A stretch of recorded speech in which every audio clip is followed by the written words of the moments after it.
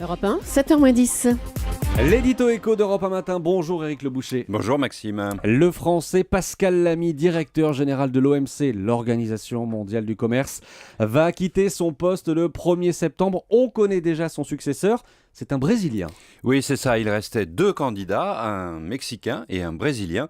Et finalement, le Brésilien l'a emporté hier soir. Et il faut noter que ce n'était pas le candidat ni des États-Unis ni de l'Europe. Alors il s'agit de Roberto Azevedo, 55 ans, ingénieur, diplomate et qui représentait jusqu'ici le Brésil à Genève, le siège de l'OMC. Et ce sera la première fois qu'une organisation économique internationale sera dirigée pleinement par un citoyen du Sud, si l'on accepte un demi-mandat par un Indonésien.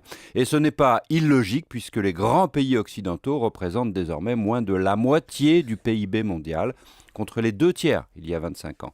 Place aux nouvelles puissances, elles veulent accéder au poste de direction, c'est logique et légitime. Un Brésilien à la tête de l'OMC, qu'est-ce que ça peut changer ? Le commerce mondial a bien résisté à la crise, mais l'OMC est paralysé.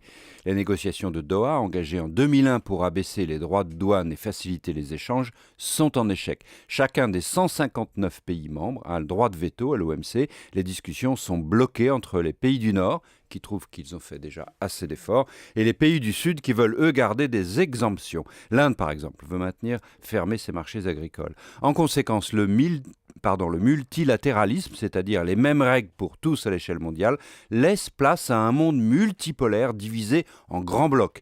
Que le directeur du général soit du Sud pourrait peut-être aider en supprimant la guerre Nord-Sud qui s'était dessinée. Éric, j'imagine qu'il y a aussi des risques ?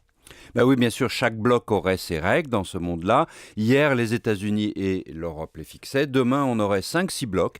Asie sans la Chine, l'Union européenne, l'Amérique du Nord, celle du Sud, l'Afrique, qui s'opposeraient sur les réglementations industrielles, bancaires, sur les normes sanitaires, etc.